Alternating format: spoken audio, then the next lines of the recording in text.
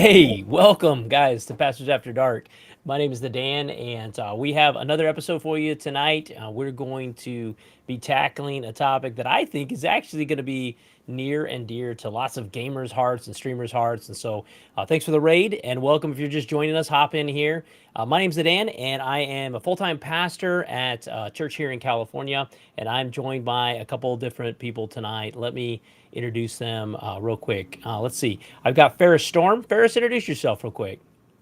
What's going on, guys? I am streaming tonight, but I'm also excited to join the conversation, figure out this whole question about Christian streamers. Like, we do that. Are we doing that right now? We'll figure that out, right, Dan? Yeah, well, I think we're doing that right now. Okay, well, Also joining me tonight or joining us tonight is Dr. Heels. Heels, tell us a little about yourself and the role you're playing tonight. Yeah, hey, welcome. How's it going, guys? Glad you're here. I'm also a full-time pastor. I'm a youth pastor and teaching pastor, creative pastor at my church. I'm also a YouTuber and Twitch streamer. Tonight, I will be the gatekeeper. So if you guys have any questions at all, especially the really tough ones, go ahead and send them in. Just tag me at Dr. Heels, and I will make sure to pass them on to these guys. All right, guys. And then join us tonight as a guest who I think is going to be a great expertise and perspective on Christian streaming in general and gaming is our friend across the crown, a.k.a.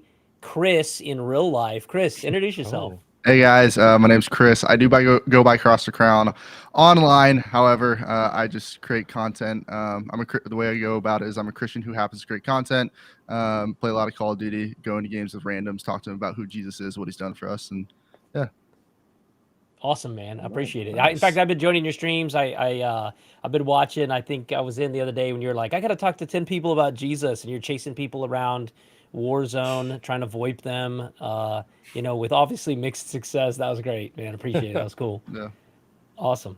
All right, guys. So a couple things tonight. As you join, you can throw your comments in chat, and then our gatekeeper is going to be grabbing those and writing them down. That's Dr. Heels. You can tag Dr. Heels in chat if you'd like, and he'll be collecting them, and then we'll try to answer questions throughout the show as we go along. We'll probably take a couple different sections where we kind of catch up on questions and answer those. And so throw them in there, tag Dr. Heels. You can add him right now if you're looking for him. And then as we go, if you would like prayer for anything, you're going through something, you just feel like you need prayer, man, we want to pray for you. We want to encourage you. We believe that the call of every Christian is to encourage one another, to lift each other up, that you were never meant to do this life alone, that it was God's intention to do this life with other Christians so that the difficulties and the trials of this world would not feel like they were overwhelming, but that you'd have people to lean on. And so if you would like us to pray for you, us to encourage you, you're just going through a tough time. You're not even sure you want prayer. Hey, let us know. We'd love to talk to you about it. That's our job and that's our passion. We all are in a Discord called GMA, which is God Mode Activated. It is a Christian Discord for gamers, and we actually have lots of gamers in there that aren't Christians, and we have people in there that aren't gamers, and it doesn't really matter. We want to hang out with you. We want to encourage you. We want an opportunity to speak truth into your life, and we believe that Jesus loves everybody, gamers included. No different. We're image bearers of Christ, and we have a message we'd love to share with you, and that's really about what God has done in each of our individual lives, and I would love to encourage you with that. So, with that said, here's our topic for tonight. I think it's probably in the stream title, but our topic is really around the idea of Christian streamers, and we're really, I think, looking at some of the main platforms, Twitch, YouTube, TikTok, kind of a more recent phenomenon, and we wrote it. Actually, you know what? I'll get into it in just a second. Let's start this way. Let me ask Dr. Heels to pray for us, and we'll kick this episode off. Absolutely. Heels, would you hook us up, man? Yeah, I'd love to. Thank you. Father, we thank you so much for this day, Lord. I just pray that you'd be with us as we have this conversation. God, I just pray that you'd be here and that you would speak through us, that you would use us. God, I just pray that if anyone comes to this stream today questioning or not knowing you or just far from you, Lord, I just pray that your Holy Spirit would draw them closer to you, that through our words, through our actions, God, that they would be drawn closer to you. I pray that you'd help us to speak your word and speak your truth, Father. And I just pray for each and every person here. I know that life gets difficult and life gets hard. God, I just pray for you to be present, that you would give them comfort and peace and strength during this time, Lord. And I pray that if they're here and they're hurting, God, that they would reach out, Father. We love you and we trust you. In Jesus' name, amen. Amen. Man, I appreciate it. Thank you. All right, so Absolutely. topic. It says Christian streamers in the title. Here's what we mean by that. Here's what we want to talk about tonight. What's the role of a Christian streamer? And I think even that term is actually going to have some different definitions. How should Christians approach these various digital platforms around gaming and live streaming? Is there like an appropriate way to do this? Is there an inappropriate way to do this? And like, what's our responsibility as believers on this digital platform? Like, what is it we're here to do? And maybe what is it we're here not to do? And so I'm going to start with this topic, and I'm going to ask Ferris, but we're going to go in a circle here and just kind of ask everybody: is there more than one reason, if you're a Christian, to be streaming on one of these platforms? And let me start it this way: why do you stream, Ferris? And do you think there's more than one reason? How about that? So I started streaming out of a response of seeing streaming, like video game streaming really hit the main market as Fortnite started to blow up. So I knew what Twitch was. I remember watching it a little bit before 2017. I started a new job in April 2017, and my kids were all about Fortnite when it came around. Jumped in, and then they're starting talking about watching people. I'm like, where are you watching at? And I'm like, man, this is a really cool marketplace of ideas and entertainment when I came to Twitch. And then I didn't see believers. I honestly think, let's see, 2017, this is right before like people really started to go crazy, blow up. At the time, the only quote unquote Christian streamer I saw was Tim the Tatman. And all right. This was still when Tim played Overwatch. Yep. And if you remember Tim the Tatman Overwatch days, you'd be like, is this a Christian streamer? Like, so I like here's really where I started streaming. What I wanted to do, I wanted to create a place online where I could play video games because I love video games, played them all my life, and where I could share the gospel. And it wasn't just for students, but my students were there primarily. But it was a place where I was like, hey, here's an awesome place that I can go and reflect the hope of Jesus Christ by doing something that everyone else does. Just like the other millions of streamers that are on Twitch and YouTube and Facebook and everywhere right now. But when I started, I went even a step holier than Twitch. I started on Mixer. Let's just pour one out for Mixer. For the homies. For the homies. The good days. But that was due to like physical capability restrictions. But I started there and found community and found people joining and found conversations about anything and everything. My whole mentality is that I create content for the non-believer. That's what I want to do. I want to be able to have conversations with people who don't believe. Like, I love when believers come and hang out, but the content's not for you. What I mean by that is not that like I'm not doing shock and awe. I'm not doing hot takes or anything like that. But I also I don't do family-friendly streams. I don't do family-friendly content.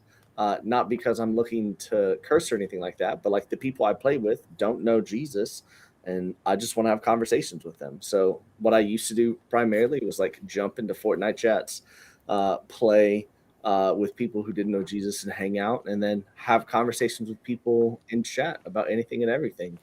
But my whole heart was to be a place where like true centered gospel lived and was accessible. So for you, the primary reason to click that stream button was an opportunity to share the gospel with someone that wasn't a Christian. That's for you. Correct. It was not to become like Christian Ninja. I was not wanting to do that. Okay. It was if I could just share the gospel. You'd have to dye your hair to be Christian Ninja. I mean, I had green hair because I was in student ministry. Yeah, no, we're fine. Okay, we're fine. Yeah. Okay. I met all the requirements. Yeah. Heels. Why stream for you? I mean, it was clearly for the fame and money. I mean, entirely it. No. I got my start on YouTube. I started making content on YouTube 5 years ago with my channel, which was at the time called That Bold Life, and it was all about living a bold life for Christ. And then I eventually ran into Jeff Evans. But around the time that I was focusing on YouTube, I was growing my YouTube channel. I met this dude named Jay in a Facebook group for Christian YouTubers, and we all teamed up and we made this like collective Christian YouTube channel where we're gonna make a video a week. And I don't know, anyway, it died quickly. But I met Jay, which you guys know him as Super Shadow. I met Jay, and he started telling me about his main platform, which was Twitch, a place for gamers. And they kind of went in one ear out the other. It sounded cool, but wasn't something I was ready to get into. I was focused on YouTube, doing my like devos and Bible teaching, stuff like that. That's what I was focused on. A year or so goes by, and then I go to this youth pastor conference, and some dudes were there talking about how they use video games to reach Jesus. And you guys know them as Love Thy Nerd. And so they were there talking about this ministry that they're doing, and that my ADHD kicked in, and so I started hyper focus on live streaming. And I had a whole other debacle to go through. As you guys know, I have terrible internet. I'm streaming from a Verizon hotspot at this very moment because I live in the middle of nowhere, Tennessee. And so I had internet issues. I started out streaming on 480 at 5 a.m. Because I was a morning person back then. Now I'm a morning person just on the other side. And so anyway, I started out, the main purpose at that time is I came in thinking that I was going to be one of two Christian streamers. I was going to come and share the gospel with gamers that didn't know Jesus. Also came in not knowing anything about what I was doing. And so for the first long time that I was streaming mostly to nobody. I take it back. I actually made a few friends in the Guild Wars community before I found a dude named Dustin who invited me to GMA, and it's just kind of flipped everything on its head since then. But yeah, I came over to Twitch, over to streaming, reach gamers for Christ. And it was, through Dustin and Shad, I met this whole Christian streaming community, which has been amazing. It's had its ups and downs. There's some, toxicity in that community as well, but it's an amazing community, and I'm glad to be part of it. Awesome. Chris, Yes. why stream, man? Yeah, so I found myself having way too much free time playing way too many video games about a year and a half ago, maybe a little less, probably 15, 16 months ago. And I was just playing way too many video games, and I was convicted about asking the question, why are you doing this, right?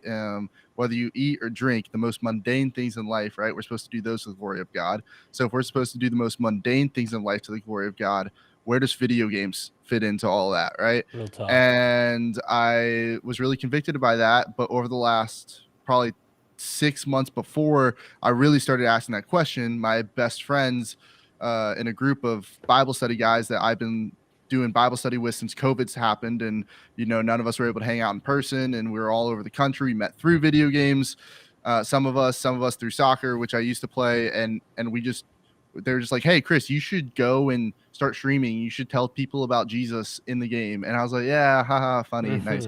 But we really, I eventually was like, if I'm going to sit here and play video games for 7 hours a day outside of soccer practice, right? No, maybe not 7, but 4 or 5, genuinely way too many video games for someone who is trying to just live a life glorifying God. And I was like, okay, if I'm going to play video games, at least stream and maybe talk to people about Jesus while I play. If they want to come in the stream and hang out, and maybe I could talk to them about Jesus, right? Really quickly, I figured out that nobody's going to want to come in and talk about Jesus with someone they don't know about. So I was like, all right, so if that's the case, then I'm going to go talk to people in the game about Jesus. So I started doing that. I did that for the first time in October of 2021, and posted that on TikTok, got 8,000 views. I was like, oh, this is so cool, right? Oh my gosh. And then the third video I posted hit 199,000 views, and people started coming into stream. So now it wasn't just me going into games with random people talking to them about Jesus, but it was a small group of people hanging out. And then when I hit the off season, I had a little bit more time to spend streaming and content creating and stuff like that, and just kind of propelled the community to where God has it now. So yeah. Love it. Yeah, it's awesome. TikTok famous Jesus lover. That's the perfect title. Yes, you've been renamed, Chris. I love it. So a couple things. two things, because I want to answer the second part of the question, which is, are there more than one reason to stream? But for me, it was a little bit the same, a little bit of the opposite. Like I got into this really big Discord that was primarily focused around a single game, which is called Escape from Tarkov, about 3 years ago. And I was new to PC gaming and new to that game, and it's a really high learning curve. And so I just started to hang out, and what I began to realize that it was that in that Discord it was big. It was about like a 2,000 person Discord. And in that Discord, I began to realize, like, I'm pretty sure I'm the only Christian in here, or maybe one of two or three. And so about the first year, I just continued to build a lot of relationships, and every single person was not a believer, didn't know anything about Christ. And so I found myself in spiritual conversation after spiritual conversation, just over and over again in the course of about 12 to 14 months or something like that. And Tarkov is a difficult game where it's a very auditory game. You have to listen really, really well to play that game well. And so I couldn't have like a ton of people like sitting in a Discord channel talking to me. So I could have like 2, 3 maybe at the most. Even that was kind of hard. But I had a lot of people that wanted to. So I just found myself with 6, 7, 10, 15 people wanting to talk about life. And I don't know that it was always about Jesus. I really think it was just the hope of Christ that I got to talk about. Like my life is hopeful because of what Jesus has done for me. And most of the people I met, their life was not hopeful. It was rough. There wasn't a reason for hope. There was a lot of depression, a lot of anxiety. And so I became kind of a magnet where I just had people trying to get in my channel, my little Discord channel all the time. And I realized, like, man, I can't handle this. I'm missing opportunities to talk to people.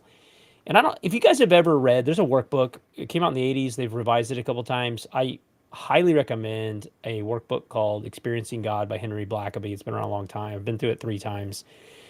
And one of the things that Henry Blackaby says is that when you begin to see spiritual things happening, spiritual conversations, spiritual questions, people are asking you and opening the doors for conversations, it is God revealing himself at work in the world. And when God is revealing himself at working in the world, it is actually an invitation to you to join into the work that he's doing. He doesn't have to invite you. It's a privilege that he invites you into that work. And so I just began to realize, man, these conversations are an invitation by God to do something in this community, in this Discord. And so I went from a guy who didn't PC game to being the server manager of like a 2,000 person Discord. And I'm like, man, how did that happen? And I was struggling with, how do I have more conversations per session of time that I could give to gaming than I can have in a Discord channel, because it's too much. And so I realized I could try streaming. Like I would have people potentially come into chat and ask questions that I could answer via sort of one-way text that I couldn't do live. And it worked. I turned it on, and next thing you know, I had 20 people in my chat asking questions, and I'm answering them. And then the whole like Christians showing up in my chat thing was not really intentional. It just sort of happened on its own when I met people, and they were welcome because they kind of softballed out questions. So they'd be in chat, and I got a bunch of non-Christians in there, and one of my Christian brothers would throw a question in like, "Hey man, why Jesus, bro?" And like I'm like, "Oh, thanks," and I'd get to talk about it, So that's why I streamed. I streamed out of what I felt like is a necessity of God moving and me wanting to respond to it. The second part is there more than one reason to stream for a Christian streamer? I think yes. I think you could want to make a career out of content creation. And that's a reason, like a job, whether you call that a side hustle or a hobby or a goal, right? And then I think there's wanting to make it a ministry. And I think then there's all of our stories, which are a little bit the same and a little bit different. So I don't think there's one reason that Christian streamers get into streaming. What do you guys say to that?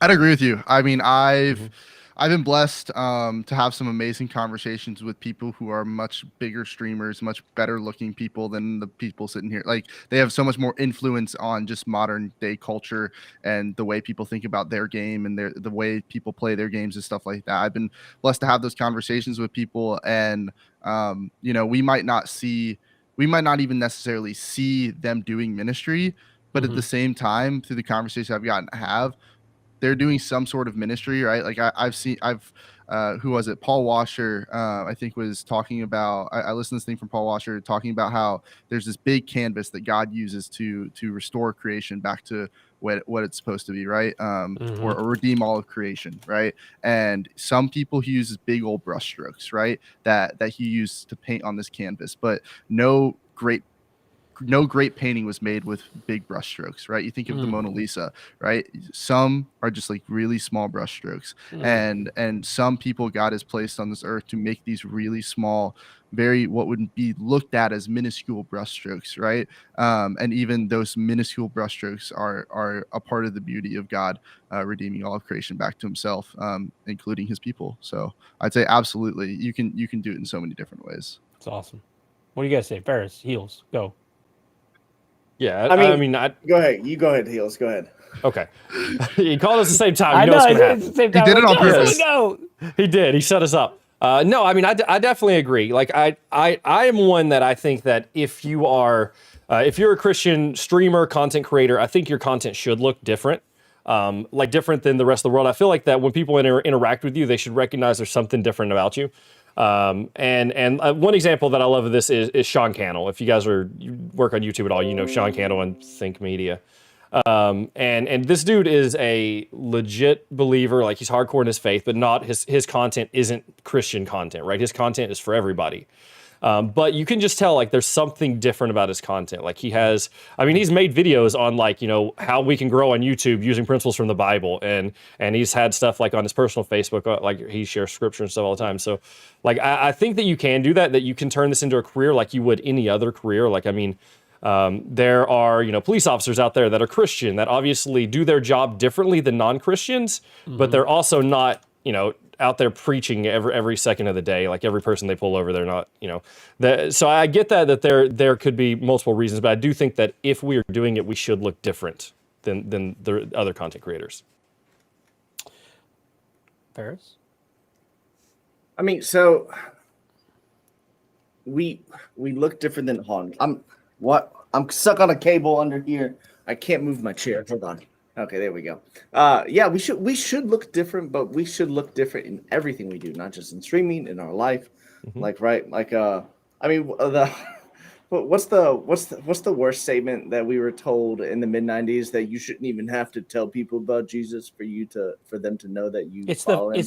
It's the fake Saint Francis of Assisi quote, Ferris. Yeah. You preach the gospel at all times, and when necessary, use words. It's not actually a real quote, but classic. Yeah, punch me in the face with that. Just ignore Romans 10. It's fine. I don't read the Bible. No, but I mean, like, there should be an evidence of our difference as a result of the overflowing nature which now is in us, which comes from and is only found in Christ. So, like, that should be the mark of a Christian, that everything we do is bathed in the gospel. Our reactions, our choices, our decisions is bathed in the gospel.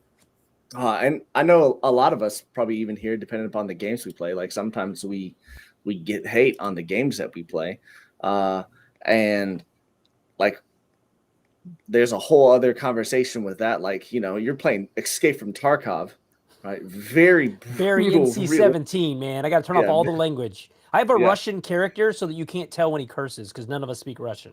Nice. That's smart. That's real. Right? That's real. Or I play Fortnite, or I played a whole bunch of Call of Duty, or Destiny, or anything like that. And then we're like, well, why do you get that? And then we're like, well, hey, we're bathed in the gospel. We're playing this game. And there's whole other conversations.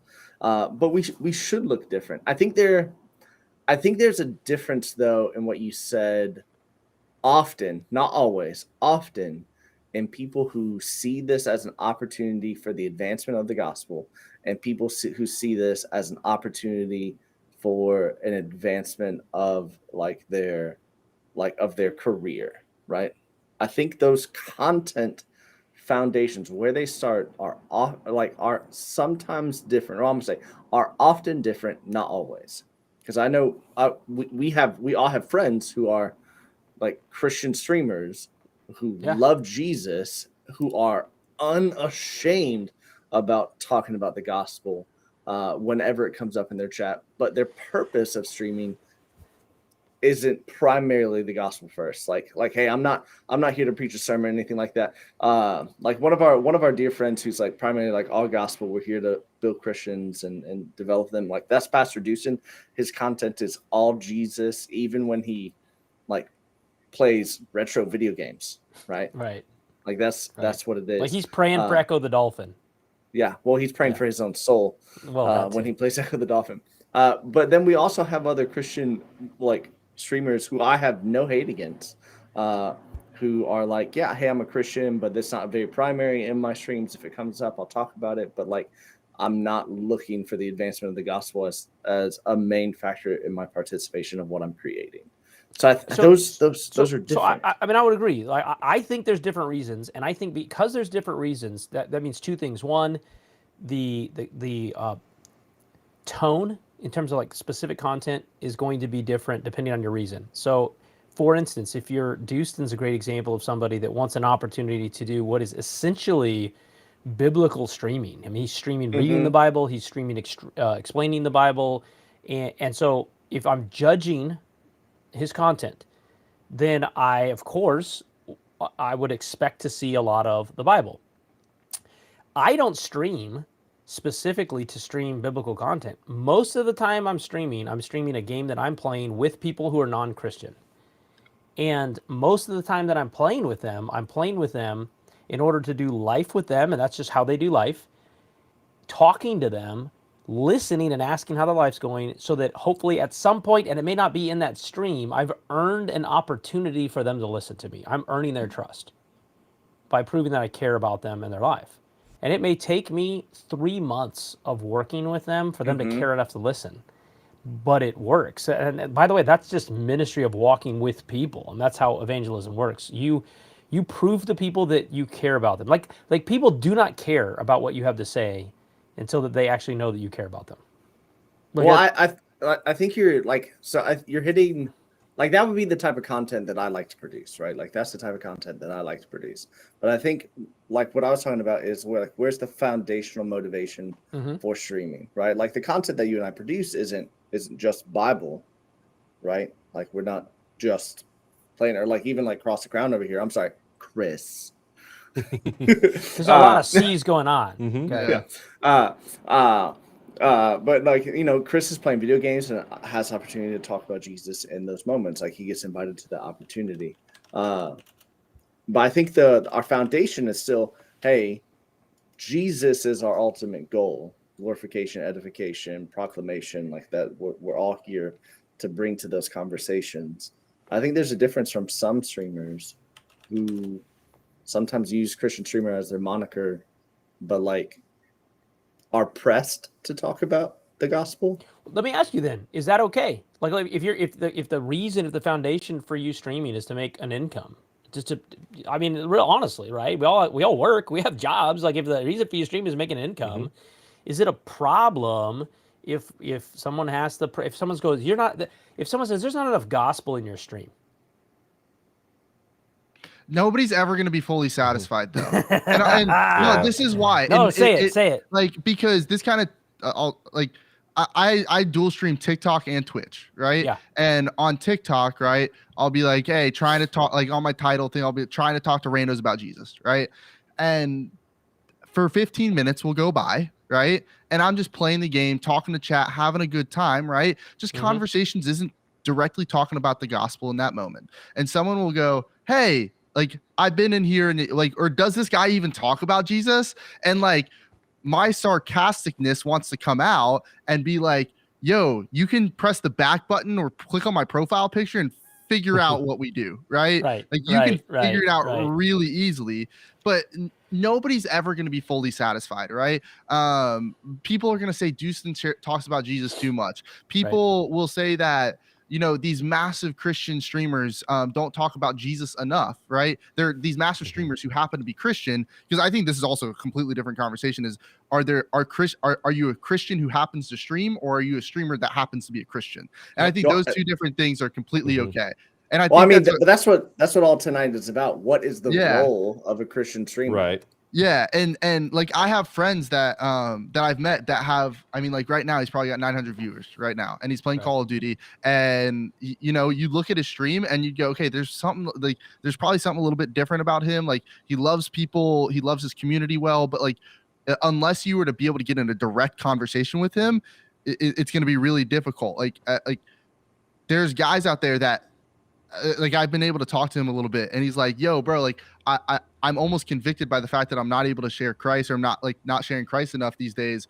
And he's built this platform without like being this open Christ sharer, right? And Right. I'm encouraging him, like, maybe like the people you play with, these other massive streamers, like they definitely don't know Jesus. Like you can tell in the midst of their attitude. So maybe your place isn't to go and proclaim Christ in this massive way to all your viewers, but maybe it's to be the person next to the person who's actually so far from God, and just love on them and continue to be there for them and stuff like that. And share with them Christ when they ask, because his dad passed away from cancer when he was 12. And it's like, okay, how do you like be there for the people that are in that circle, because there's need to be people that are reaching those people as well, those lost big streamers that their circles are so tight that there needs to be someone to get in there. Maybe that's what God's calling you to do, right? Right. And people would, a Christian would maybe watch his stream and be like, okay, there might be something different about him, but why is he talking about Jesus a lot, right? Like what, like he has this massive platform, why is he talking about Jesus? Because maybe that's not where God has him, like has called him to be. Like,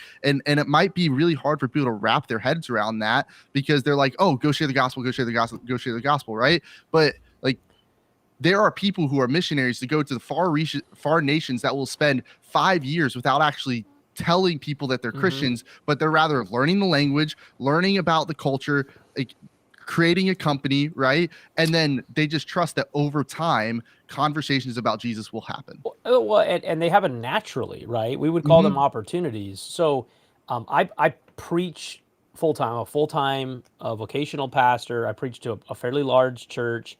I probably preach 2/3 of the Sundays in our in the pulpit, plus discipleship, plus leadership development, plus elder development, plus staff development. Right? I mean, I'm preaching the gospel and discipling people 6 days a week. Mm-hmm. And I get on stream, and it's my opportunity. My largest exposure to the lost is in the Discord that I'm in. Mm-hmm. Most of my circles are Christian people, right? So I have Christian friends, I have Christian family, I have Christian coworkers. I'm surrounded by Christians, and then I get into my Discord, and that's the one place I really have life with non-Christians. So no, every 5 minutes, I'm not going to be like, Jesus Yeah. loves you, bro. Like, Yeah. I'm building a relationship with them that is genuine, and it better be real. It's not fake. Like it has to be real. I have to know about them, learn about them, love them, like legitimately love them, so that when there's an opportunity to talk about the gospel, I can. And I don't artificially talk about the gospel. So I don't set a timer in my stream. Like 15 minutes is up, and I start blurting out to read some verses. I have a verse of the day. I have bots that pop up and stream and talk about different things. I have automated stuff in chat that says, please ask me these questions. Mm-hmm. And then I have really great friends that get into chat and kind of lob up softball questions about biblical things, so that I have a natural opportunity to talk about it. Mm-hmm. But otherwise, I'm not trying to force that down their throat. I'm trying to love them Yeah. and trust that the Holy Spirit will do work for those that he's going to call to him and regenerate. And then I'm going to be here walking with him when it happens. So yeah, I think there's a difference. Now, here's where I would say the flip side of that is someone asks you that question, gives you that opportunity, and you're like, oh, I don't want to talk about that. That's scary to me. That's the flip side. So yes, I think you could have a stream that is largely just casual and playing games and loving on your community and sharing hope. And then when you get an opportunity, you can share the gospel. And when you don't, like, you don't have to pound them over the head like a street evangelist. I'm not holding up billboards like, you're going to hell. Yeah. Repent. I mean, that's not my stream. And I don't do that on the streets either. Yeah. Right. Can you do that though on April Fool's Day? Oh my God. Probably. Yes. Yes. I get a billboard and stream it. But there's some validity to, I mean, the two different points, right? So 100% what you said, Dan, is that like, right, like people have to know you care, especially in 2022. Like it's Right. irrelevant. It's irrelevant of how much you know. Like no one's going to listen to you unless they know that you actually genuinely care, that they're a living human breathing with hurts and hopes, and they want to be able to share them even if they 100% disagree with you. Like nobody's going to listen to you until they know you care.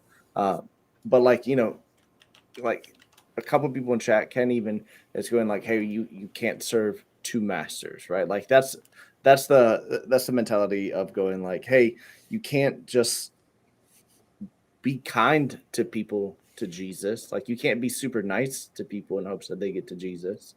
And then you think about Romans, a little bit of like Romans 10, but you also like, I'm thinking about like, right, like the famous magician teller's quote, like how much do you have to hate somebody to not tell them like what you believe is their only hope of eternal life, joy, and happiness. Like, right. And if you believe that eternity is really in the balance, then why would that be the paramount message and purpose of every relationship, right? And this is coming from a very outspoken like atheist. I would agree about relationships, but what I would say is, let's say you viewed your stream as a job. Let's just say you viewed it as a career, a job, right?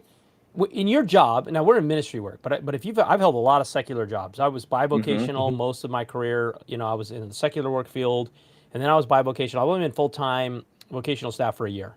So most of my life's been lived in the world. I didn't walk around my sales organization that I worked in technology every 15 minutes and be like, Jesus! And be like, you have to hear it. If you don't hear it, man, I'm not doing my job. No, I have a job to do in sales and technology, and I don't get to just yell Jesus through people's doorways. Like, I got to be intelligent about building relationships and proving that I love them. And when I have an opportunity, what does 1 Peter 3:15 say? 1 Peter 3:15. But in your hearts, honor Christ. Always honor Christ. The Lord is holy. Always being prepared to make a defense to anyone who asks you for the reason for the hope that is in you. But what is that? What is that? It's a reactive, responsive defense. I'm living a life that's different so that when I have an opportunity, then I can explain. Hey man, is there any hope? Yes, thank you for asking, right? But I'm not running around shoving it down your throat, bro. Like that's nutty. Yeah, I'd agree with you. Like, as a former like professional soccer player, right? Like, everybody in the locker room knew who I was. Like, knew who my identity was in, right? Yes. But that doesn't mean everybody in the stands knew what my identity was in, right?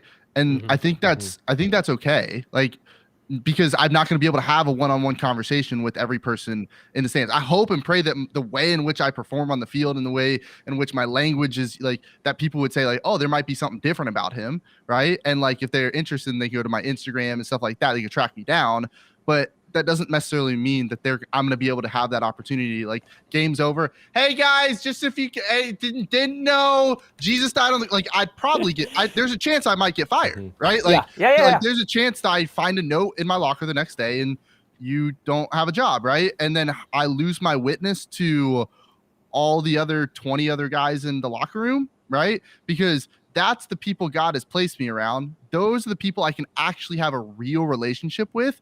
And those are the guys that I want to impact. Right. And yeah, like that, like it doesn't mean that everybody in the stands who's watching necessarily needs to know, but my hope and my prayer for those who are Christians and bigger streamers, I'm talking 500s, thousands, right? That even though the people in the stands might not have that ability to know, because even though these chats are going fast so quickly, like most of the time they don't even see 99% of the messages. Like what if like my prayers for those guys who have these massive audiences, that rather the people around them would be built up and know who Jesus is, and know that they know who Jesus is, right? Because what if instead, like, oh, we're focusing on that one guy proclaiming the gospel to 5,000, right? What if we focus on that one guy, hopefully and prayerfully proclaiming the gospel to the 5 other guys, then collectively, right? Maybe one day it just comes out on stream and there's 50,000 people that get to hear about Jesus, right? Like, I don't know what it looks like, right? But like, that's my prayers. Like, my prayer while I was a soccer player wasn't so that the people in the stands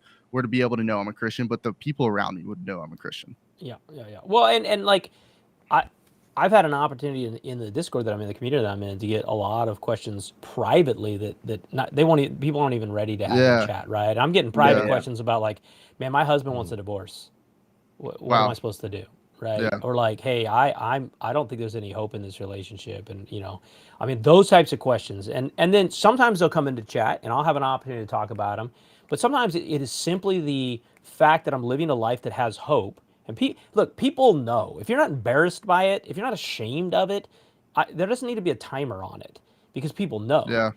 And like I play more gaming in my Discord, not on stream, than I play on stream, with people in the community, all lost. And because of that, and because now I have a reputation of just living this life the way it is, when people are in my stream, they're apologizing. Not in my stream, my Discord, like just in the channel. They're apologizing to me when they curse.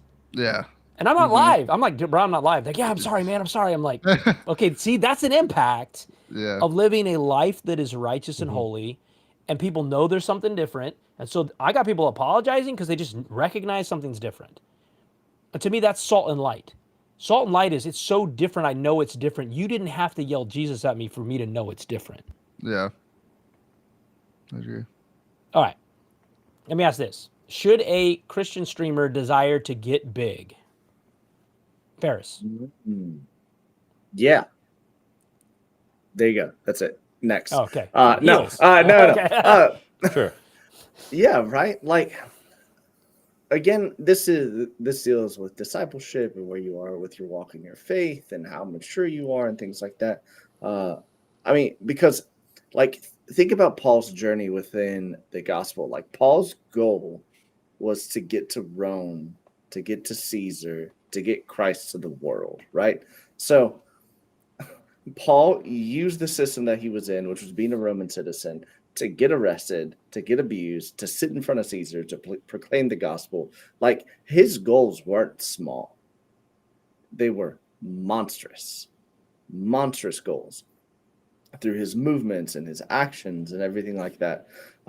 Like, even when, like, they're praying in the jail in Philippi and the Lord opens all the doors, he's like, no, I'm good. I'll stay. I got an appointment I need to keep, right? Like, Paul's purpose for gaining affluence and influence wasn't to necessarily grow himself, but for even greater opportunity to share the gospel. And I think some of the most successful men I know are like monsters of industry and expertise and CEOs. And their whole goal is to go, like, the Lord has placed me in this position of such great power that I can be an influence of the world for the gospel. And then what they do is you may not know names, but they know other CEOs. And just like what Chris is saying, like, right, like, nobody needs to know in this like gigantic company and everybody that watches the company that they're believers, but the CEOs that he meets with like once a month to get breakfast, like, he's asking them and pouring gospel into their lives to be able to ask questions, to be able to guide them in hopes that they shift and change their companies so that the gospel affects them. I don't think there's anything wrong with wanting to get bigger. If you're like, again, what are you seeking glory for yourself and for the Lord? If it's for the Lord, go for it. Like, go for it. So you just gave us like a fairly big disclaimer on the yes, they should want to get big. Yeah, for like, build your glory for the Lord. Oh, okay. So not just they want to get big, that'd get big only if it's to glorify God. I mean, it's the whole question of why do we do anything as Christians? Is it for self or for Jesus? It's not. I think it's not quantified.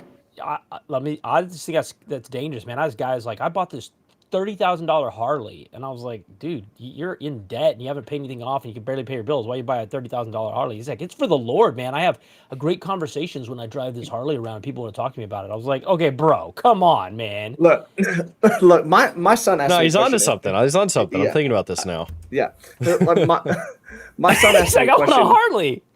Yeah. My son asked me a question today, like right before bed. And my son is 6 years old, and he's just now really starting to like understand the gospel and what Jesus did. And we're still trying to work on like what sin is and like, is he sinful and how that works? But he asked me, he goes, Dad, can I pray to Jesus for superpowers? Oh. And I go, yeah, of course you can. And he's like, but will he give them to me? I go, he might. And he goes, but Hasn't like, so will far. he? Right? He goes, but will he? And I go, well, it probably depends on why you're asking. Are you asking for superpowers because you want to be really awesome and super strong and fly or teleport or be a ninja for yourself? Or do you want to do these things so that Jesus can be made known more in the world? Like, what is your motivation? Like, right? He goes, probably for myself, Dad. And I go, yeah. Is it on a 6-year-old man? Love it. Right. I think that's with anything, right? Like to the guy that said I bought a $30,000 Harley and I'm in debt and I gotta, make payments and I gotta figure out how we're gonna feed or keep the lights on. Like I might have a conversation with you privately and be like, but was it for the Lord? But was it? But I don't know. You don't. Heels, should you want to get big? So I think it depends. I'm gonna put a maybe. Maybe. Okay, so here's my thought, and I'm going to go back because I never really responded to the thing earlier, and say that I didn't respond because I'm landing somewhere in the middle on that one as well. I'm kind of with Ferris. I'm kind of with you guys. I just have a hard time imagining like having a big audience and not sharing the gospel at some point. But that is just I feel like that's my calling. I'm not saying that's everybody's, but that's me personally. But I think that. Yes, like if your goal is to be on the internet and to share the gospel and reach people for Christ, I think that you wanting to get big is pretty normal. Obviously the bigger you get, the more people you can reach. But that is also assuming as you grow, you're going to continue reaching them with the gospel. But I also think that there is power in staying small. Right? Because once you get so big, just like Chris was saying a moment ago, the chat's scrolling so fast, you no longer have those connections. Sometimes you can reach people, we've mentioned already, you can reach more people by staying small. In that you can reach more people because you can have more one-on-one connections, you can have more relationships, you can actually play with everybody in your chat. And not to mention, sometimes we need to go into the more niche areas. Right? Because everybody, there's several Christian streamers in Fortnite and Call of Duty and Overwatch. But who's going over to Stardew Valley and Magic the Gathering and these smaller games where you're probably not going to blow up and go full time, but there are people there that need to know Jesus too. Right? And so I think that might come off as a sacrifice itself because you're going into a smaller area where you're probably not going to blow up, but you still can have those one-on-one conversations and those discipleship moments where you can reach people for Jesus. And they need it just as much as the Fortnite players and Call of Duty players.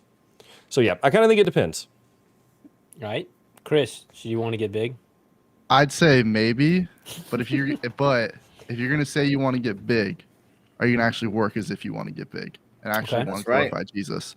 Because I think I'll be honest, right? And I haven't even said this publicly, I don't think, but I think I've seen way too many people in the Christian streamer and content creation space say, I want to get big, but I've looked at their body of work and I go, okay, you're just talking it. I can say words too, right? Right. I can say I want to be a big influence for Jesus, but not actually do any work for it, right? I'm not humble enough to actually sit down and analyze my work and say, hey, it's not good enough.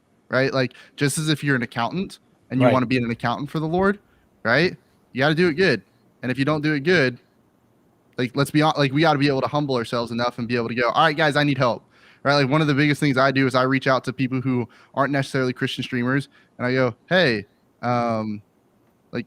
where am I messing up in the content creation space? Because as much as I want to be a Christian content creator, if I'm not a good content creator, nobody's going to want to watch Christian content. Right? There's part of it in mixing the magic of hey, making good content, but making it about Jesus, right? Right. The reason that people like Mike Winger and Alan Parr and now Ruslan and Living Waters, well, the reason that they've gotten big on YouTube is, one, yes, they're glorifying God, but at the same time, they've worked their tails off to get to where they are, right? They've understood the algorithm. They've understood how to actually make good videos.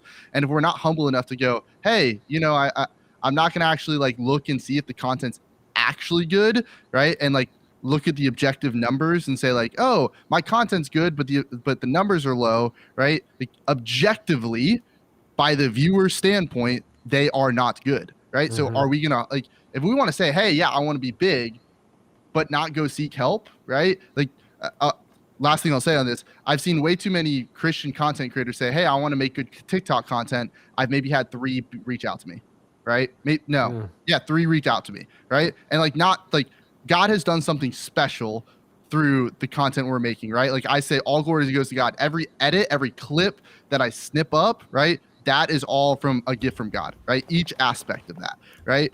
But God has also gifted me with some knowledge and understanding of the algorithm of how to make a good TikTok video. So like, reach out to people who know how to do these things well, right? Like I'm currently, I would say I'm horrible at YouTube, right? So I've hired someone to be my YouTube coach so that I could make better YouTube content and glorify God through, hopefully, if he wills it, a bigger YouTube channel.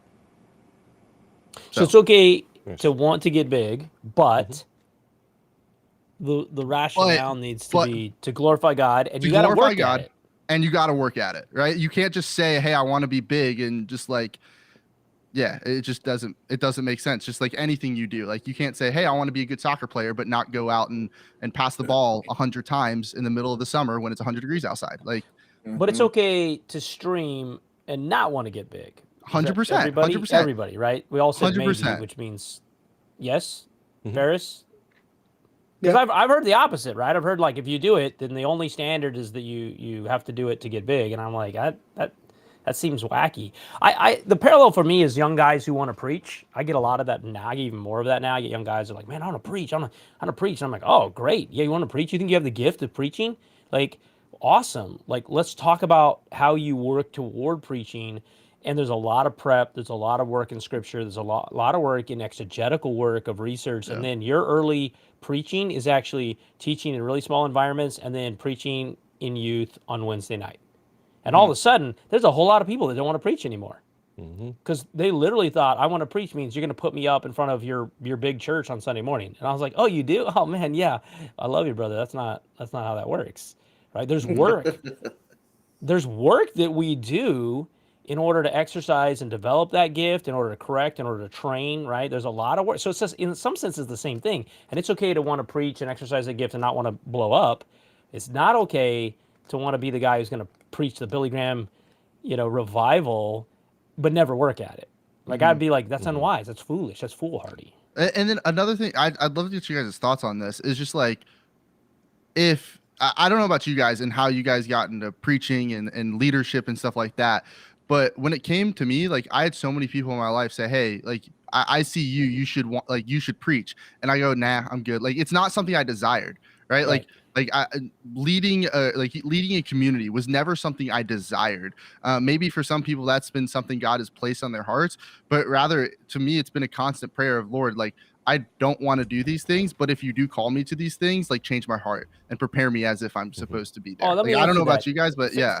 Ferris, give me the screen for a minute. Let me give you a little story. Yeah, let me give you a little story. So I'm a pastor's kid, and both of my grandfathers are pastors. And so growing up, I grew up in a really, really tiny churches under the poverty line my entire life. And the one thing that I was not going to do in my life was become a pastor. The last thing I'm ever going to do. And so high school, like I begin to kind of run from the Lord, and I get done with high school and I go to college at 17. I'm out of the house, out of town, like I'm getting out, and I'm as far from Christ as possible. So when Jesus finally saves me and I'm in my 20s and I go back to church, I want to glorify God and I want to serve God, but I do not want any part of ministry, leadership, or pastoral work, any part. And then what happens? God convicts me and pulls me into, just beats me over the head with, "You're going to lead a adult Bible study." And when I realized what he was calling me to do, I was like, "Oh no!" And I did it. And of course, there's all this fruit from it. And I didn't want to do it, and I hated every minute of it. And I learned and grew. So all of a sudden, my pastors at that church, this is 15 years ago, come to me and said, "Hey, we would like you to preach on a Sunday morning." I'm like, "No, no, no, no, no, no. That is no, that's not. No, that's not. I'm Yeah. just a guy teaching a Bible study."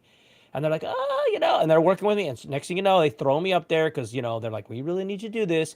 And I'm horrible at it, by the way. Like, you want to see bad preaching, watch my first 20 sermons. And it's rough. And they work with me. And next thing you know, they take me through an ordination process, and I get ordained, and I'm an elder, and I'm just going like, how did this happen? And then at some point they call me, like, "Well, you're a pastor now." And my wife is like, "I'm a pastor's wife." Like, "Well, you said this wasn't going to happen." Like, and I was like, "It's not supposed to happen." And so I end up like bivocationally, I'm a pastor. I get called to another church, and I'm working 40 hours a week in pastoral ministry as an associate pastor of a church. It's just blown up and gotten huge. And I'm working my full-time job, and I'm like, "Man, how did this happen again?" And it was reluctantly every step of the way. And it's God pulling me into areas where he's working, and I realize I gotta be obedient and run after him. And I'm like, here's the great thing. I'm an associate pastor. I rarely have to preach. I get to do ministry work. I get to be obedient to God, and I don't have to be in front of the limelight. I can stay back here in the shadows. And then my best friend and freaking senior pastor quits and leaves. And guess who's in the pulpit? And I'm like, "You have got to be kidding me." Now I'm preaching full time all the time, and I'm the guy who has to be in the limelight. And I look back and I look at every step of the way. I don't want to do any of those things. Yeah. And God's like, "This is what you're doing.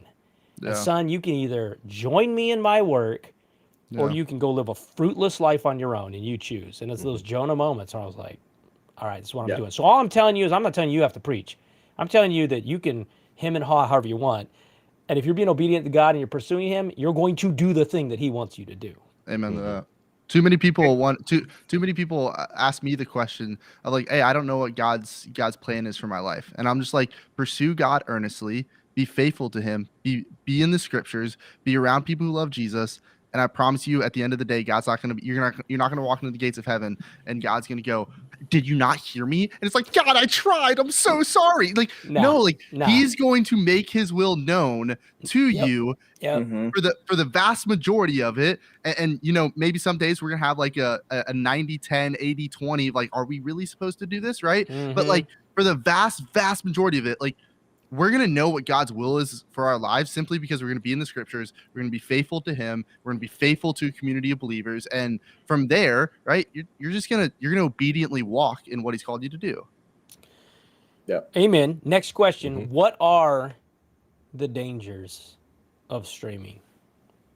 Ooh, dangers. Yeah. Okay. So, I mean, I can think of a few right off. I think the dangers of streaming is kind of the dangers of putting yourself in any kind of limelight, like we're talking about right now. Pride can obviously come in. Temptation will obviously come in. I think that you can start out with the most honest intentions, like you're gonna go out and you're gonna serve God and you're gonna make disciples, and very quickly you can watch 100 videos a day on growth and start to do it for the numbers, right? And you can start missing the people that you're there to minister to, and you start seeing them only as numbers and names. And I think that there's a lot of issues you can run into if you start chasing the wrong thing or you lose focus on why you're doing the things that you're doing. And I think that's one of the biggest things is trying to make sure that you stay focused, like in the midst of growing, because I absolutely think that we should be growing, and you should absolutely be putting in the work. And you absolutely need to be doing these things, but at the same time, you need to stay focused on why you're doing it. And I would say, like, for people that like, I don't know, males in particular, I know that it's probably all the way around, but I know that we've seen as like with like celebrity pastors and stuff, like there is a lot of temptation out there, and there's a lot, that I feel like the enemy just goes directly after that in one of our weakest points. So I think that like we have got to stay in the Word and stay focused on God and be ready to handle the temptations that come, and also be really smart. Like, it's not, I mean, in my opinion, and this is me just at church and everything, I don't really have a private conversation with a female without my wife present. I don't have private conversations in Discords with females. That's just a rule that I've put out there. If we have a conversation, I will refer that to someone else of the same gender, or we will have it in a public room. And that is just me guarding myself. But yeah, I absolutely think that there's a lot of ways that attacks can come and issues that can come in as you grow as well. Ferris? I think probably one of the biggest dangers of putting yourself in front of anywhere with a message is sometimes fame or prominence will take you places that your character is not yet prepared for. What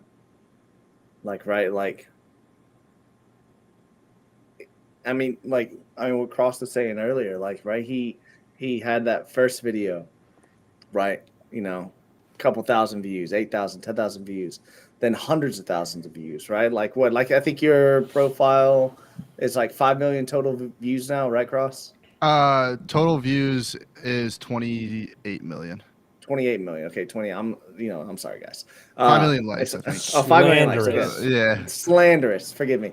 Right, but there are places that, or there are moments when we put ourselves in front of others, and especially with how our world consumes content right now, that if we are not prepared for that, like to be prepared to be thrust in front of many other people, our character will not be able to handle that, and we will not be able to parse out what is righteous or what is godly or what is the most edifying to the Lord, or how do we navigate these difficult things? Because when you gain a platform, just like what Dan was saying with these young guys who want to come and preach on your stage, which you are called to guard, people are going to want to come and associate themselves with you. So you have to be prepared for that.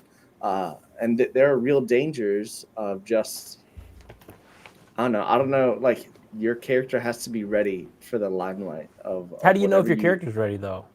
I mean, you got to have accountability through the relationship of other men and women that you trust in your life that can keep you grounded and focused on the Lord, on who your identity is in, and where your hope is in. Chris, what are the Yeah, dangers? so I wrote some down while you guys were talking because something sparked some stuff in my head. Yeah. I think number one, especially when you go full time and you start to hire people to work for you, is the pressure of like feeding yourself. Luckily, I'm not married and I don't have a family, but like I couldn't imagine that pressure of like making sure there's food going into your kids' mouths and food going into the tables of others, like just through content creation. That itself is burdensome. It's something that you got to run to the Lord in.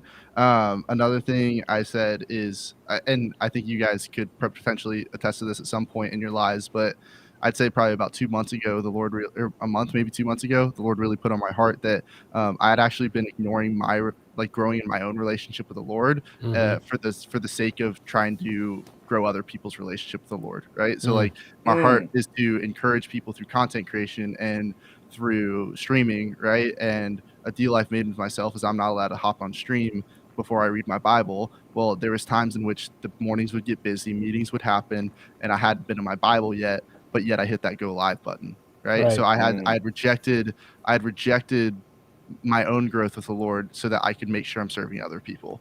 And I think that's one massive thing is like you want to serve other people. God's called you to serve other people, but then you put on the back burner your own relationship with the Lord, and it's like pouring water out of an empty glass, right? Like there's a day in which you're just gonna get tired and exhausted, right? And then third, I think, where's your joy? When you are a streamer and it starts to have these high moments, right? What's next to come is the low moments. And where is your joy in those low moments? Obviously, I think it's okay to be frustrated and disappointed in moments, right? That's okay. But where's your real joy in those moments? Like the thing that gets you up the next day, right? Like if you have a bad day or a bad week or a bad month, right? When you wake up that next month, that next day, that next week, are you encouraged and are you ready to go and serve the Lord? Or are you like, oh, is this going to happen again? Right? Like where's your joy in that moment? Another thing is what happens when you slip up, right? As a proclaiming Christian, right? What happens if you say a word you shouldn't say, right? What happens when you make a mistake in your real life, right? Where do you bring that in? Like, how real do you get with other people? Mm-hmm. How much of your life do you let in to others, like relationships, family, kids, Yeah. family? Like, what does that look like, right? That's different for everybody. And I'd say the last thing, and Ferris, you said something along this lines is of like, are you prepared for this? And going back to like these streamers who happen to be Christians, who have these massive platforms. Something I think about with some of my friends is if they were to proclaim Christ, I could just imagine the DMs that they would get from other people that day that would basically build up all these what we would call somewhat rational arguments about why they believe something different than them. And I don't know if they'd be able to handle it, right? They Mm. don't have people in their lives discipling them. And Yeah. that's kind of like one of my goals and my hopes is a friend of mine back in college, he shared with me a verse of he in Isaiah. I don't remember where it is, I'll be honest with you guys, but basically his heart behind the verse was that he wanted to be the person behind the person that was doing the preaching, right? Mm. He wanted to be the person behind the person that was making an impact for people.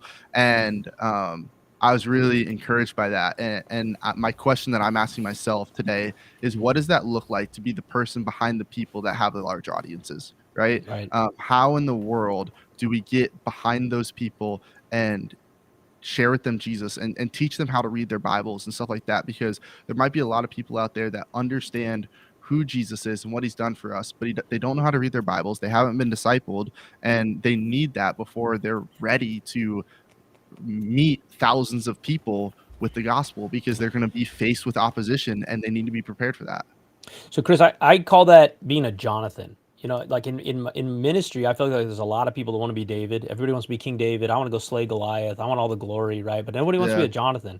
Jonathan's just the guy that was actually the king's son that didn't view being king as the thing that was worthy of going and doing, but rather that because God had anointed someone else would walk with that person and support them. Yeah. Like who wants to be the trustworthy friend? Everybody just wants the notoriety. I That's good. I would say this. I think there's some stuff that you see in any celebrity status, whether it's streaming or anything else, because streaming is about if you're building this audience of people, and that audience now is how you get paid. There's an inherent danger to your popularity being linked to your income. Hmm. And so I think there's going to be a massive need for great accountability. The problem in the pastoral ministry of celebrity status, if you go look at celebrity pastors in the United States, if you look at celebrities, politicians, there's this idea that we live one way publicly and we live a different way privately, and that there's a gap between how I would live with my friends or my family in real life and Hmm. how I would live online. And I think for a Christian, that is one of the most devastating things that you can have. This idea that you have two lives, this idea that there's almost a line between sacred and secular. I reject that fully. I think it's incredibly dangerous. I don't think anyone navigates that well at all. My handle is my name. If you go to Twitter, my full name's on there and a link to my church that I pastor at. Well, you can dox me in a second because I've given you all my information about where I live, what Right. city I'm in, what church I'm at, what job I'm at. You could call my elders because I just don't believe in having two lives. Hmm. The problem as you get really famous is you have to maintain something that you start. And if you start something where, man, I live like this publicly, but in real life I'm vulnerable and there's issues and I'm struggles, but I don't talk about that in this other life, man, I don't know how to navigate that well. In fact, I'm incapable of doing it really well. I would just be a hypocrite all the time. And so I just years ago just decided I hate this idea. I'm just going to lead with my failures. I'm going to lead with my struggles. I'm going to lead with my weaknesses. And I'm going to stumble all over the place and be like, Hmm. yeah, I messed up. That's my bad. I'm like, that's safer than thinking you can maintain two different versions of yourself.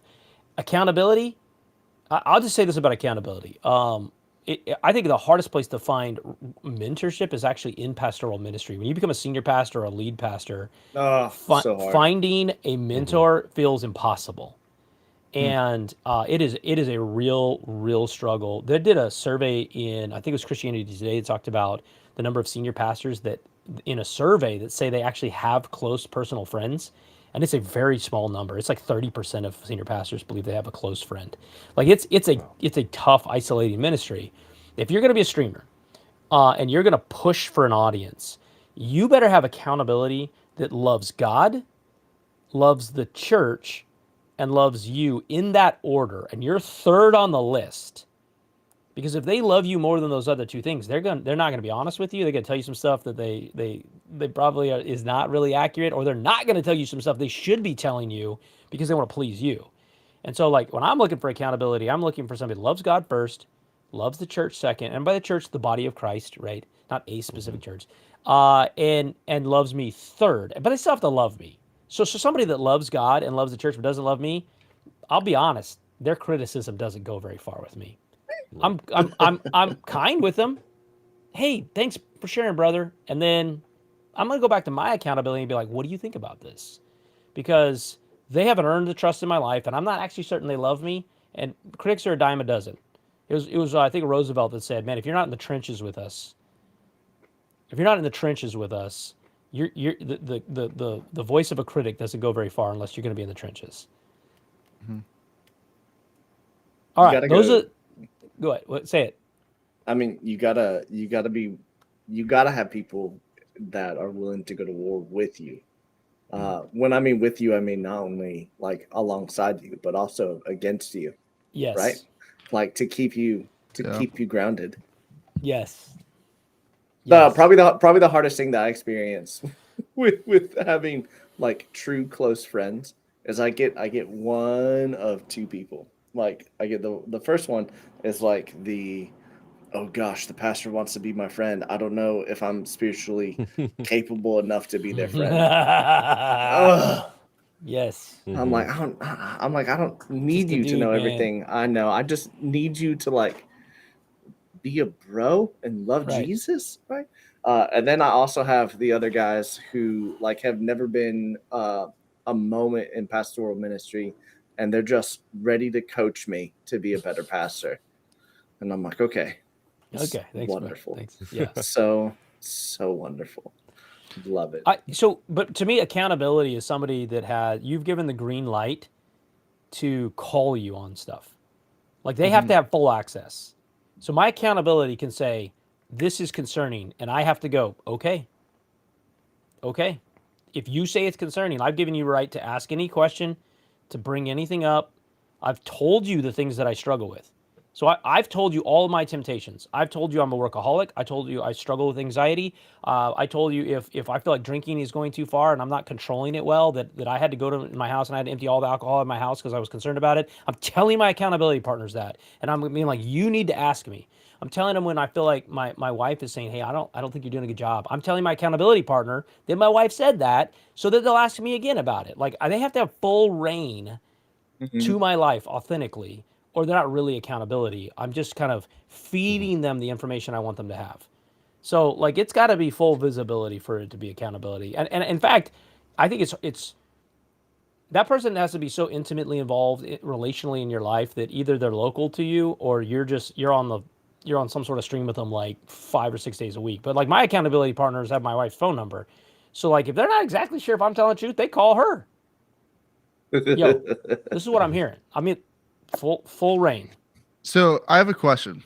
Yeah. So Yeah. I'm just thinking about this as someone who one of the reasons why I still play video games is because of isolation. As someone who just like has been in a secular environment, right? So I either can go into a secular environment, which I don't enjoy, of after games going and partying and stuff like that, or I can hop online, right? But I'd say the closest people, my accountability partner, right? He works during the middle of the day, so he's never able to watch stream, right? And the only information he hears about what's going on in my life and stream and stuff like that is coming out of my mouth, right? Right. Obviously, there's one part of like, hey, like I have to speak truth, but rather there's also this like other side of the coin, that another perspective in which like I can never see, right? Because I'm not the viewer, Right. and maybe I just don't handle the situation well, and I never got to see that, right? Yeah. And something I'm just thinking about is how in the world, and maybe I'm just asking this question for myself, but for others who maybe have been in the situation of how do we get into that point where we bring in other people into that space to hold up those points where they're not being seen, I guess. And then also at the same time, like you always have to be really careful, because I've gotten hundreds of messages over the last year, right? Yeah, Saying, yeah. hey, like, I want to be a part of the ministry. I want to do this. I want to do that. I want to be a part of your life, right? And in the first 3 months, I took a lot of that up, right? Very, very few of those people are still around in any sort of capacity. Yeah, in order to, in any sort of capacity, let alone being able to be a big part of the ministry. So like, it's because of the consumer nature culture, right? There's just a lot of people that come in and come out and jump in the pool, get the sweat off them, and then hop back out, right? And it's church I too, don't know. by the way. Yeah. Yeah, they do that at church too. Yeah. Right. Show up in the pew. I'm gonna do all these things, Pastor. Gone in 2 months. Yeah, sure. Yeah. So Here's just a couple things though, real quick. Like Jesus had circles, right? So he didn't have. He had 3 really close disciples, and we see them in the garden. He had 12, what we would call apostles, but those weren't his only disciples, because we actually know his disciples were numbered around 80 to 120 disciples that were following him. And then he had crowds. So we see 4 concentric circles of people that Jesus is discipling at different levels of intimacy. And I would say in ministry, it's the same way. I have crowds of people around me, some that are attenders, some that pop in the church, some that I know in other areas, but it's thousands. And then I have disciples, people that are actively going, look, I want to be discipled, but they don't have the same level of commitment, but they're volunteering, saying, I want to be discipled. And you're going, okay, like I get that. There's 120 people that are telling Jesus they want to be discipled. Yeah. But he's got 12 disciples. That's a small number, and only 3 of them are intimately close enough that I would even call them like accountability partners. So Jesus, the Son of God who lived in perfection, had 3. Yeah. It's not a big number. Right? Yeah. It's a small number, but I would say we're always searching for a person that can do this in real life. You may not find it quickly, but I'm looking for somebody local that will take me to coffee, is looking at my mannerisms, is watching my body language, starts to know my tics. Is like, yeah, I don't think you're being honest. I mean, literally calling me on stuff, and I'm like, what? I'm not. Like sometimes I don't even know. Right? I'm looking for that. It takes a long time. It's going to take some false starts, but I'm looking for that. I don't know that you're going to find many of them in stream. Yeah, 100%. You might, but I think you're searching for that. The power of the local church is that I can't replicate online. Is that in the local church, I have to learn to love people that are unlovable. I don't have to do that online on Discord. I just ignore the people that are unlovable. But in local church, it's true. Come on, It's true. Just don't respond to them. But in the local church, when I'm sitting in the pew, that person that's not very like I would normally sit somewhere else, and I have to learn to love them. That is the transformative work of the local church. You know what? You want to know what we call them at my church, Dan? We call those people EGRs. EGRs. Are you ready for this, chat? Extra grace required. 100%. Nailed it. 100%. I mean, yeah, it's really sense. hard. You're talking about accountability, like cross, like whether it's streaming or in life or anything like that. It's like for me, or at least my experience of this is I'm a hyper aggressive personality. I'm gonna go after people, right? I'm gonna go after people. And what I've learned is that like for me to really have close connection, I have to have that reciprocated.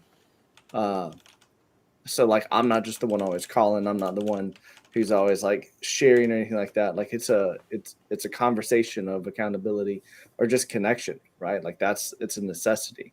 And it's super, again, for like in a pastoral sense, it's hard to get that because I got to get over people's assumptions of what it means to be a friend of a pastor. Like that's one of the hardest things in the world for people to get over. Like, oh, you're real. And I'm like, yeah, welcome to life. I didn't do this all my life. I have a history. Yeah. But like having like going after people and having them like respond and go after me. Like you're talking about like a guy who isn't present in your streaming or anything like that. But there's a necessity of your requirement to be able to share with him the things that he doesn't see. And then also a necessity for him to be able to ask about the things that he doesn't see. Yeah. Like, right. Like, hey man, I caught 3 TikTok videos in 5 minutes of stream, man. How'd it go, man? What'd you think? Or like, hey, I need you to text me every single day. Did I get on before Yeah. like Hey, before that's Ferris. I before told you the stream, right? story, right? I Yeah. told you the story about the young guy. He got saved. He's in my small group. He's only been saved like 3 years. He's dating a girl. He's probably going to get engaged. And he's like, I'm really struggling. I've never had a relationship in my life that wasn't a one night stand. Mm. It's 25. So I've never had a relationship. Every relationship I've ever had in my entire life is a one night stand. And we're like, and we're like, what do we do? Like, how do we help you? And he's like, I need you to text me every morning and ask me where I spent the night. 4 guys in the group. Every single morning we text him a text. Where'd you spend last night? Where'd you spend the night? Where'd you spend the night? For a year until he got married. Did you text him the day after he got married? Nope. Enjoy it, brother. Aw. Now you Enjoy it, brother. you missed an opportunity. Nope. I ain't interrupting anything, brother. Uh-uh. 1 Corinthians 7:3. It's my life verse. Look it up. Oh my gosh. I mean, but go ahead. even with like, I'm gonna say, like, connected back to our subject, even with streaming, like, right, like Christian streamers have people that connected to you, that speak into you, that can genuinely critique you, and you receive it. Like, you have to have people in your life who are capable and willing for you to say hard things you don't want to hear. That you're going to go, this person is saying this to me not because they're trying to gain or destroy me, or gain from me or destroy me, but because they genuinely care for me, right? But these are also So- going to be the people who like celebrate you deeply. Most of Right. my accountability partners are not like hanging out in my stream a lot, Yeah. but all the elders have know where and how I stream, and I have 2 Yeah. elders that are pretty tech savvy that will pop in at various times, either into the GMA like this show or into my stream and hang out. And then I got about 5 or 6 youth from the youth department that, because they're on Twitch and they know their pastor streams, they're in my stream on and off. And like, if you want real pressure, be a pastor at a church where you know the youth kids are going to pop in and watch what you're doing. That's enough pressure for me. That's why your Oh, yeah. your Tarkov guy is Russian. That's why my Tarkov guy is Russian, brother. Yeah. All right. on. Last one. Chris, advice for the young guy that loves games and loves God and is trying to figure out if streaming is something God's calling him into. Advice for the young guy, the young kid. Loves gaming, loves the Lord. Yep. I think the first question you'd have is why, right? I think there's a lot of people that see someone doing something like, oh, that's cool, I should do it, Yeah. and they don't ask the question why. Yeah. And that's what I think we should do in all aspects of our lives, right? Before we actually go and do something, especially these massive things that take up a lot of our time, we ask the question of why. We check our heart and see, all right, is this for us or is this for the Lord, right? Do we see someone's numbers and go, oh, those numbers are cool, I want those numbers, right? Or do they go, wow, he's impacting people, or she's impacting people, Lord's working, right? God, are you calling me to do this? Like, is this something you have equipped me to do, right? And I think if that answer ends up being yes, of like, hey, like this would be something I'd be doing for the Lord, then the next question I'd ask is, are you ready to work as if it's for the Lord? Because the amount of time it takes to be a content creator, in so many different aspects, from the small content creator trying to build really, really close-knit relationships to the big content creator trying to spread as many seeds as possible for the sake of Jesus, right? Both of those take so many different avenues, right? I know there's a lot of content creators that are a lot smaller that spend a significant amount of time in their Discord, right? That they're more focused on streaming and building relationships, right? Are you prepared to spend that amount of time, right? And then when it comes to creating content and trying to become a really good content creator for the glory of God and make Jesus known, right? Are you willing to put in the work and work as if it's for the Lord and not for yourself? And I think those are the biggest things. And honestly, if the first thought is you see someone and go, I want to do it, probably you should pause for a second and check your heart. So I love it. I love it. yeah. Heels, we got questions we need to answer. I got a few. I think we've actually hit a lot of them on our way through. And so if anyone had a question you want clarification on, resend it, because I'm probably going to skip the first couple because I really do think we hit those. But I will go to this one. Ken, I think we kind of touched on it, but Ken asked the question, is it a biblical requirement to share the gospel each stream? So I'll toss that one to Ferris first. What do you think? This is specific to each stream. Is it a biblical requirement that you share the gospel in every conversation? No. No, I don't think it's a biblical requirement. I mean, I can chapter and verse, like can I say that? But I also think but here's the thing. I don't think it's a biblical requirement, but every conversation has an opportunity if you can seek to find it, right? Like appropriately. Again, I don't think it needs to be like what Dan was saying, that we don't need to just run up and like bang on somebody's door and just start yelling Jesus. But if you are open to the Spirit to be able to move you in a way to find those opportunities in every conversation, to be the gospel in action and in word, then find an opportunity to do it. Like it might be at the grocery store when you're in line. It might be on stream when you're playing a game. It might be like it could just be your shtick when you die in a video game, that you just go, but my eternity is secured somewhere else, right? Like that could be your shtick, right? Like, I mean, I am gonna respawn. boom, boom, boom, new body, heavenly, right? Guys, Lord forgive us for that. Man. But no, is it a requirement? No, I don't think it's a requirement. But you look at the heroes in the New Testament. They sought every opportunity that they could to proclaim the hope of Christ for those who didn't know it. Now, obviously, we're looking at the champions of the gospel in the New Testament. But if that's our example, then I think we at least try to strive to get there. But if you miss it, don't beat yourself up. Like, build that relationship, right?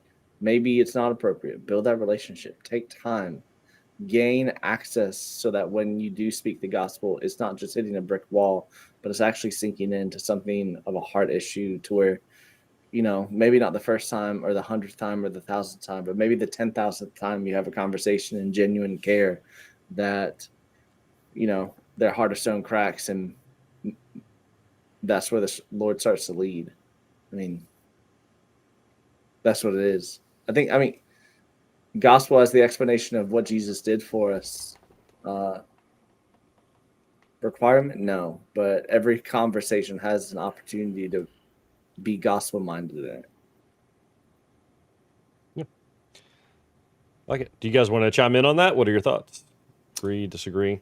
I mean, I think what I would say is, particularly if you view your stream as a ministry. And I think that there's a question as to whether or not you do or don't. I mean, I think for some people, they view it as just sort of a casual thing that they like to turn it on and say hi to friends, and maybe it's a little bit different. So I think if you view it as a ministry, the standard goes way up. Like the amount of effort you're going to put in, the amount of time, the amount of hard work ahead of time goes way up. But either way, I think we should be prayerful about our interactions with people. And I don't just mean streams. So I would see no difference than like you're going to go out into a public space. You're going to go out and meet with some people. You're going to have an opportunity to go to, I've been in business and I've been a business owner for a long time. And I looked around years ago and realized, man, I'm like one of the few business owners I know that's publicly Christian, like that you could really, is talks about being a believer and talks about the Lord. And I realized, man, I have some influence. And so I was prayerful about interactions that I had with customers and with vendors, and just wanted to be sensitive to ask questions that would open the door to talk about the gospel.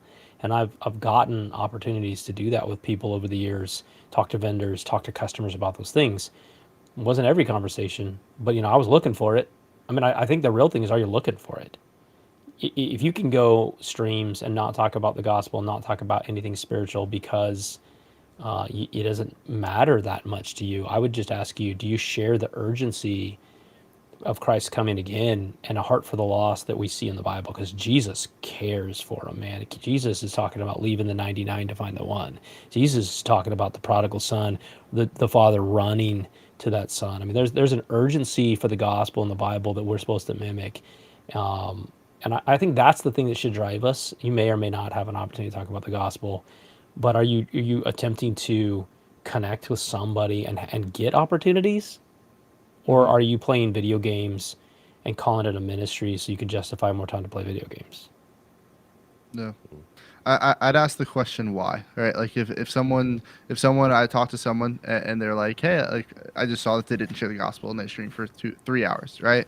And I got the opportunity to have a conversation with them. I genuinely ask them the question, hey, like you're a Christian, right? Yeah. Could I ask you why you don't talk about Jesus or why you didn't Right. talk about Jesus? And if their Right. answer is, my hope is so that I could continue to build relationships with people so that when they're going through the dumps and they reach out to me through Instagram DMs, that I could then share with them the hope that's in me, then like, okay, then awesome, right? Like building that relationship. Yeah. I love it, right? For some people that might be just like, you know what, dude, I messed up today. I didn't, right? Like, or maybe for some people it's like, I don't know how, right? And I think that's for a lot of people who are Christians who happen to, or who are streamers who happen to be Christians is they don't know how, right? Like nobody's ever discipled them. And I feel like Yeah. that's at the heart of it. It's like the church has failed. Like Yeah. the big C church, especially in America, has utterly failed at discipling people. And I think there's a lot of people out there that are really quick to point the finger and say like, oh, that guy's a Christian, but he didn't share the gospel. Is he really a Christian? And maybe it's like, hey, that guy's a Christian. He didn't share the gospel. Maybe it's because the church has failed at building him up so that he could share the gospel in a bold way and be prepared for the answer for the rejections that may come for it, right? And that's where my heart is, because I've seen a lot of people, like I'll be honest, like I've seen Christian Twitter, right? Like Christian gosh. Twitter, right? Phew. And The closest thing to Jesus there is. right, like it's so edifying, right? And very Terrifying. and I just I have so many friends that I've met that would proclaim themselves as Christians, right? That are larger streamers, but they don't really know what it means to be a Christian, right? They believe in Jesus, they believe that this guy lived, died on the cross, resurrected from the dead, but they don't really know what it means, right? And the reason why is because they haven't been discipled. And my question to people is like, how do we then, like, instead of pointing the finger, how do we then try to figure out a way to walk alongside them, to be the Jonathan to them, and build them up and point them to Jesus and help them grow in their faith? Because if it wasn't for someone discipling me and teaching me how to read my Bible, then I wouldn't I wouldn't be here, right? Right. And instead of someone pointing the fingers at me like, oh, you're playing soccer and you're not doing it for God, you're not even a Christian, right? Instead, he just walked me through the scriptures, let the scriptures speak truth and build me up. And then I just progressively like, okay, like soccer isn't about me anymore, but rather it's about building relationships so that when someone asks me, hey, you're the third string goalkeeper, you're not even playing, but yet you work your tail off and you're doing really, really well. How are you not mad? It's so that I could say, oh, because my hope's not in this whole soccer thing, but it's rather in Jesus. Mhm. Right. And maybe that's where we could be, that like the mindset isn't like pointing the fingers to see like, hey, are you sharing Jesus enough? Right. But rather, all right, so if they're not, and they are Christians and they're a little weak in their faith, how can we then figure out a way to build them up in a way that's edifying to their spiritual walk and edifying to the church, hopefully? Yeah. I just say this about, look, we're in a new medium, right? Only in the Yeah. last 100 years have we even had, like, from radio to TV Yeah. to phone to streaming to social media. So back up 100 years ish, 115. Every conversation we were having, if it wasn't a letter that I mailed you, it was a face-to-face conversation. Every conversation was For face-to-face. sure. And so there was real weight to my words because I was standing in front of you when I spoke to you. Yeah. And now all of a sudden, in merely about 100 years, we're so disassociated relationally from the people that we're talking at or subtweeting or whatever. Like, so much of our speech today, because it's via text or via social media post or whatever, is not intentional. It's haphazard. We're so haphazard with our words. Jesus says in Matthew 12:36, Jesus says, I tell you, on the day of judgment, people will give account for every careless word they speak. Christian Twitter? Bro, that's going to be if you're behind that guy in line waiting to talk to Jesus, it's going to be a minute. Yeah. Every careless word. That guy in line. Yeah. Oh man.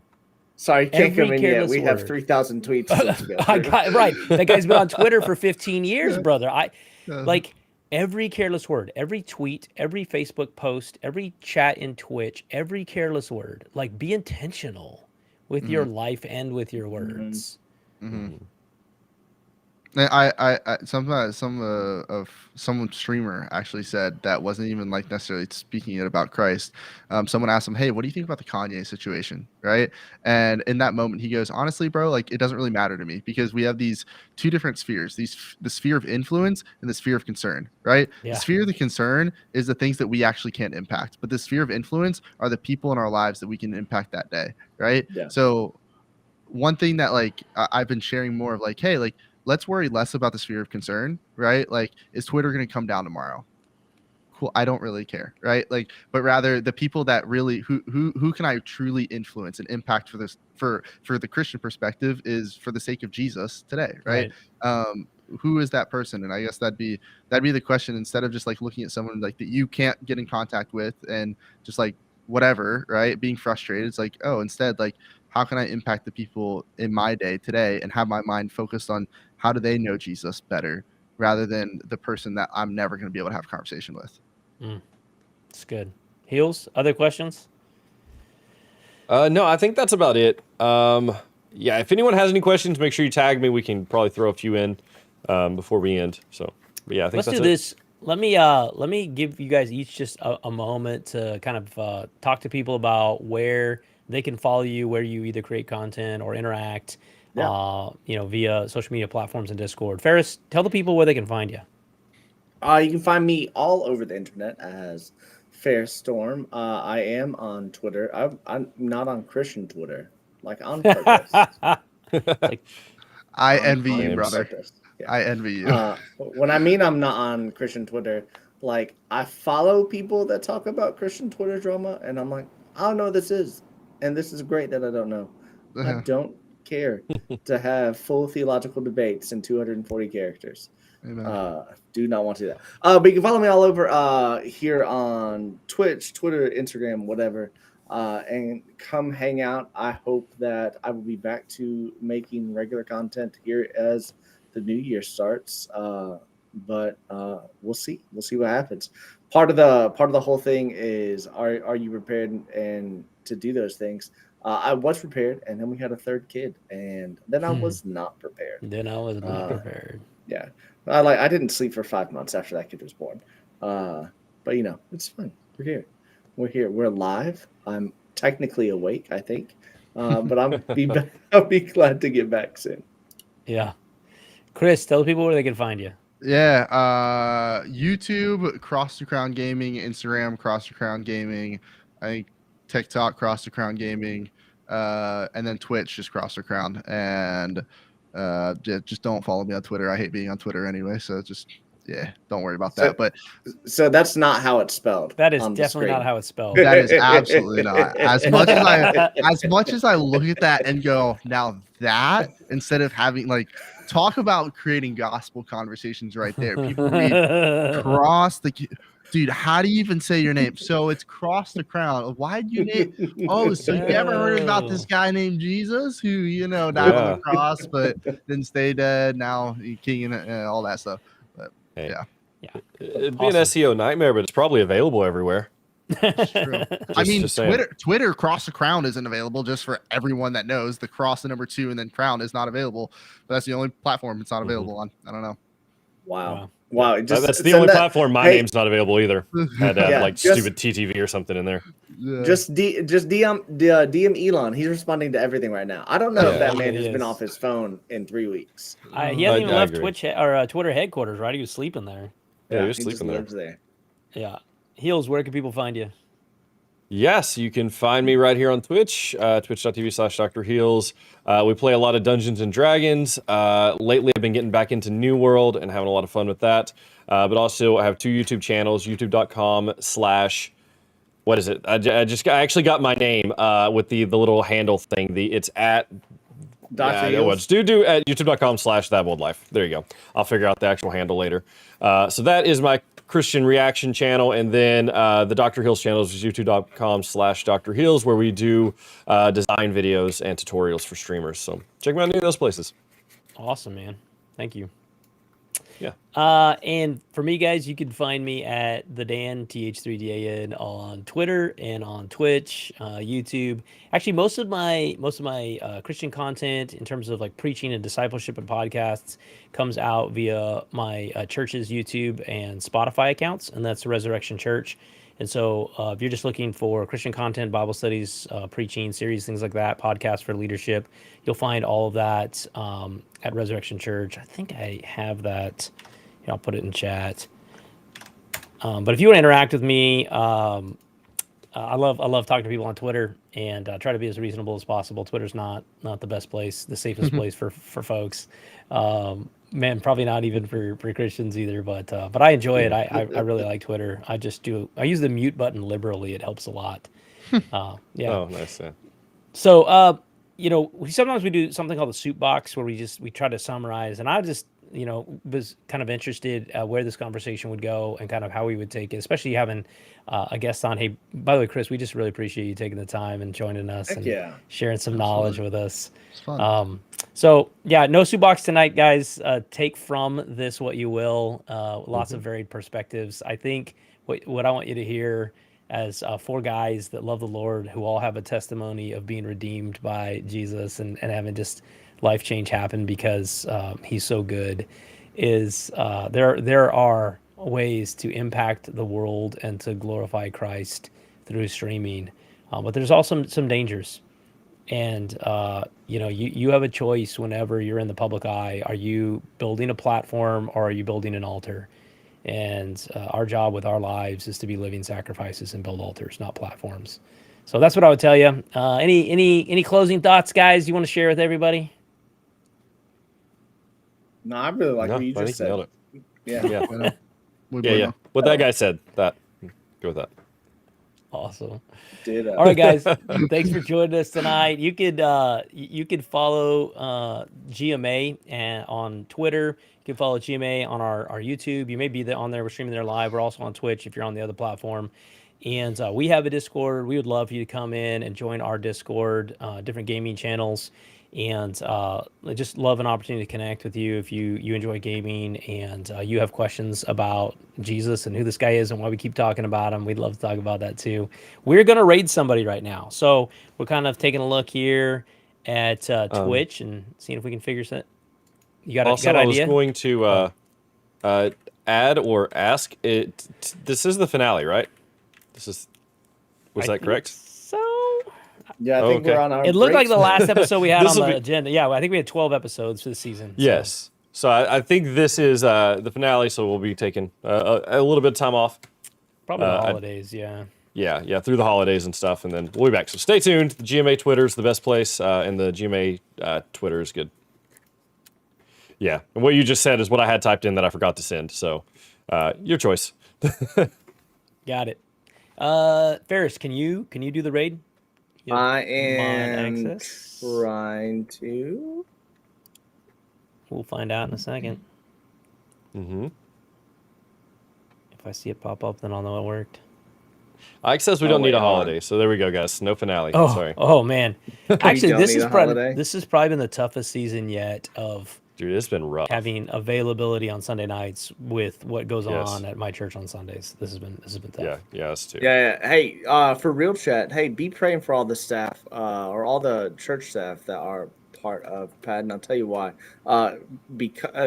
Because all of us over the last 3 months have hit one of the busiest seasons in all of our ministry areas. Yeah. And thank you so much to quite literally every single pastor that comes on here and shares their Sunday evenings, because I guarantee you all of us are up before many of anyone in chat. And we're in bed way later. Oh, way yeah, later it's than we should wild. be. But it's okay. We do those things because we love. hmm I mean, we love this. And then I opportunity stream to be able Sunday to tell nights people about the because I Lord. just really don't like myself. Clearly. And so, yeah. Yeah, why I'll do be you do going to that? sleep like 3 a.m.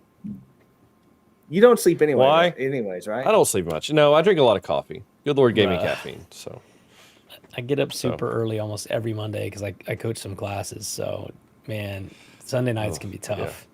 yeah. Awesome. See, Awesome. We've got Raid ready to go. Let's go. Oh, nice. Okay. All right. Hey, guys, when we jump over here, this is PT Stress. Make sure you say hi. Mm-hmm. Give him some love in chat. He's a really great dude.